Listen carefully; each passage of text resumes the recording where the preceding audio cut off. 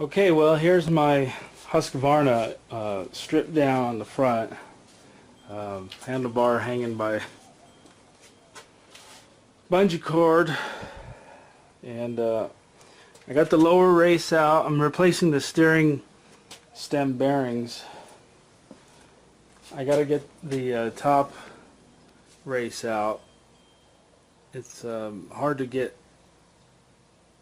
a punch on it. I don't really even have a punch. I'm using this long screwdriver, and there's barely a lip hanging over that I can get a hold of, and it keeps, every time I whack it, it just slips off the edge. So this seems like it's going to be harder than the bottom.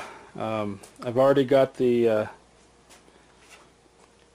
bearing and inner race on the stem, thanks to Ed's Hot Rods with his press, because there was no way I was going to be able to take that thing off with the hammer and chisel.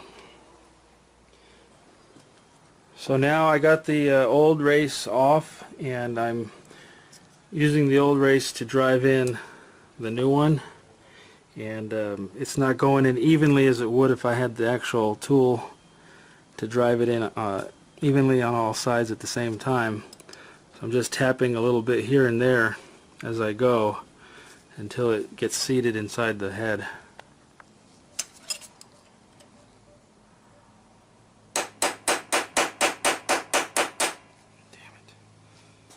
It moved. It's moving. Like in? Yeah, it's moving in.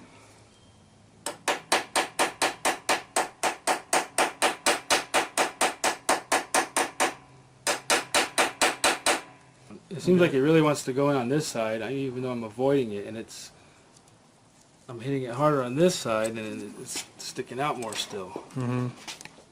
And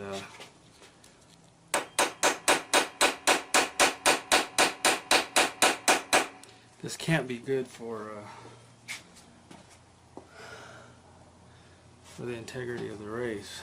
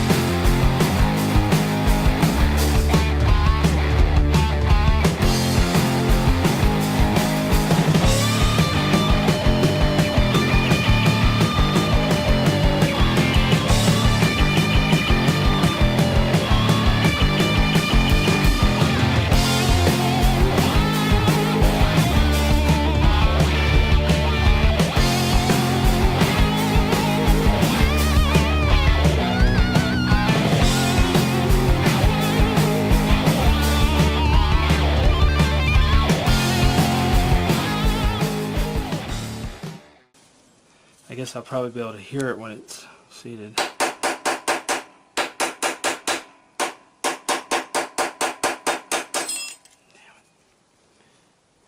Looks like it's almost there, huh? Yeah, a little bit Hard more. for me to see.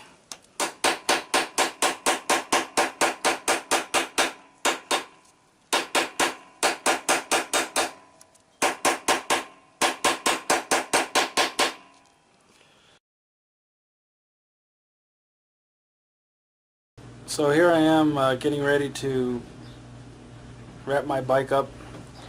I've replaced the steering stem bearings and races, and remounted the steering stem. I've got the upper done as well. It was an extreme pain in the ass. The races took a lot of force and a lot of patience and a lot of banging to get them seated. It was way more difficult than it should have been, and way more difficult than any other YouTube videos I've seen on this, where they just have to tap it a few times. You know, I had to pound it as hard as I possibly could for a couple hours to get both of those outer races put in. And like I mentioned before, I had to have a mechanic with a press, a hydraulic press, put the remove the inner race and put the new inner race on with the bearings. So now I just got to get the forks put on the front wheel and get everything torqued down, and then make sure I got the right tension on that steering nut, and should be ready to go test ride it here in a few hours. Well, probably less than that, but later today, and see if it makes a difference in the problem I was having with it feeling unstable, and I'll report at that time.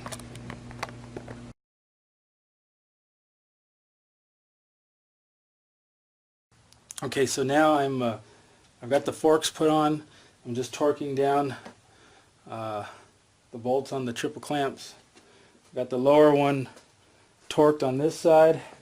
I'm going to do this one now, and it's 15.5 foot-pounds and 14 foot-pounds up here. And I just have a cheap torque wrench I got from Harbor Freight.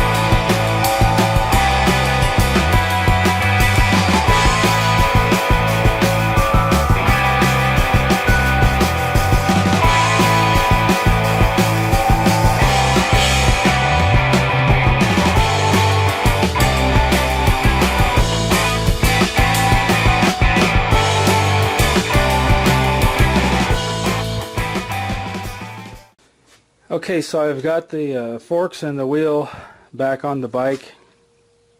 What I was doing just now is checking the steering. Now I do have cables that seem to be hampering things a bit on the right-hand turn, but it seems like it's falling into place. I mean, that's what it should do, like just like that. I think the reason why it's not falling on the right is there's some cables. There's a steel braided brake line right here that seems to be preventing it. You can see it rubbing on this little holder clamp or whatever it's called, and all this electrical stuff. But I think this brake line is pretty tight. I mean, it's even rubbed off the manufacturer's label here.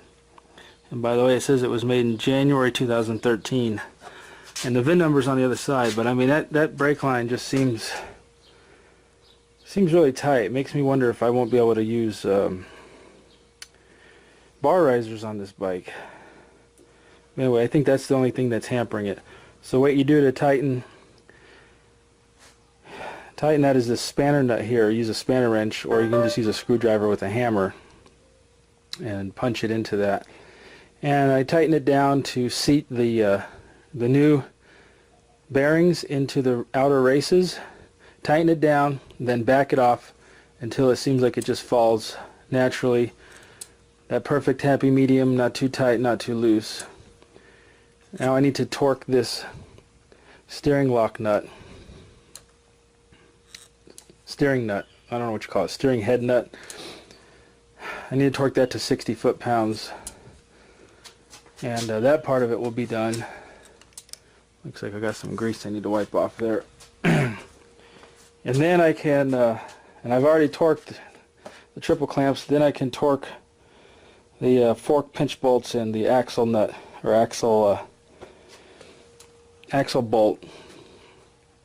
And then I'll be done. Oh, and then I got to put the fender on. Yippee! 2 screws and 4 bolts to put that on. This fairing actually mounts to the fender, and then I can maybe test ride it. It's getting starting to snow again. It snowed really bad yesterday for 2 nights in a row. And in one day of sunshine, not even a whole day, just the afternoon, was enough to melt it. But you can see what I shoveled is still there. But the sky looks like, you know, things are moving in again, and snow is coming down lightly. And there's my heavy pig KLR. All right, so I'll check in again soon.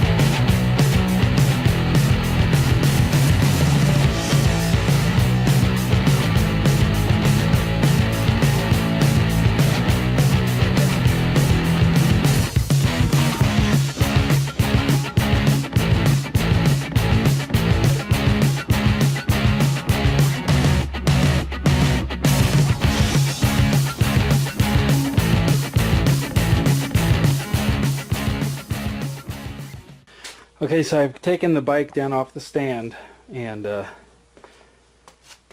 I've tightened the axle bolt, torqued it to 60 foot-pounds, or no, I'm sorry, 37 or 38 foot-pounds I think it was, and torqued this side pinch bolts. This side is still loose, and what I'm going to do is I'm going to push down on the fork so that this fork is in a natural resting position. Of course, now I can't move it because it's off the stand. But you know, this side has a spacer for the disc brake.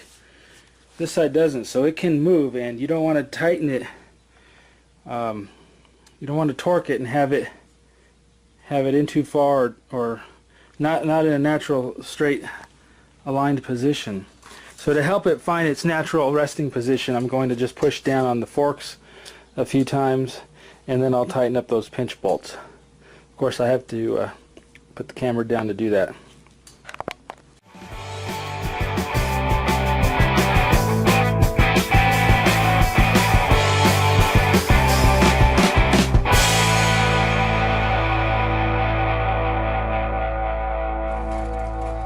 Okay, so I've got the Husky here, and she's back together. I got the front fender on. Had a little trouble with cross-threading one of these bolts. It's a really fine thread, and I was so nervous I was going to have to re-tap it, but after working it for like 20 minutes I finally was able to get it threaded. But I discovered something here. This steering head nut is open on the top, unlike other bikes like my KLR.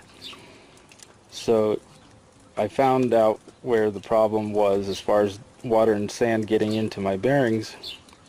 It's a combination of two things: this opening and the steering lock nut. There's a slot in the stem for this bolt to go into.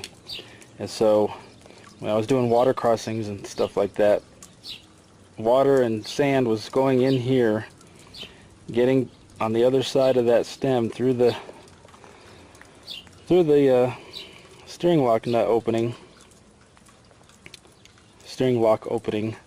and and down into my lower bearing, which caused grooving in the outer race, which caused a notchiness in the steering and the feeling of instability. So I'm getting ready to test ride it to see if the new race and the new bearings have fixed it. So anyway, I put some Gorilla Tape over that opening. Even though I taped the stem on the inside, I just don't want anything ever getting in there again. It doesn't look so pretty, but I have a pad that goes over that until I can come up with something better. But that's something I missed early on when I started disassembling, was that this was an opening here that allowed the dirt to get in.